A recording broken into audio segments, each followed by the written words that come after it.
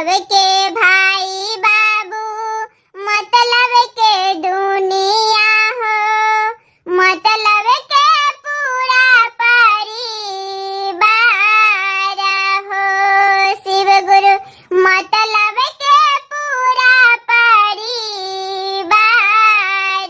हो। मतलब के माई बहना, मतलब के दुनिया हो, मतलब के पूरा परिवार हो। शिव गुरु मतलब के पूरा परिवार हो। काहे रचनी माया के बाजार हो। शिव गुरु काहे रचनी माया के बाजार हो। बसहा बायलवा चढ़ी घुमतानी सागर हो, घुमतानी दुनिया जहान हो। शिव गुरु बसहा बायलवा चढ़ी घुमतानी सागर हो, घुमतानी दुनिया जहान हो। शिव गुरु घुमतानी दुनिया जहान हो।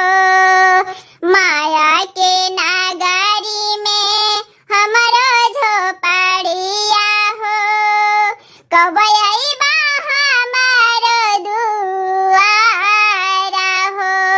शिव गुरु कब अइबा हमारो दुआर हो।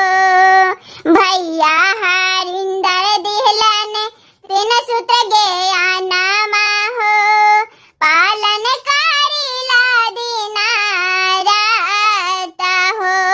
शिव गुरु पालन करिला दीना रात हो।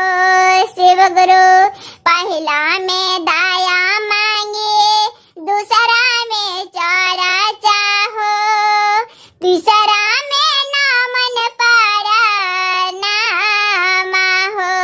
शिव गुरु तीसरा में नामन पारा नामा हो। शिव गुरु काहे रचनी माया के बाजार हो। शिव गुरु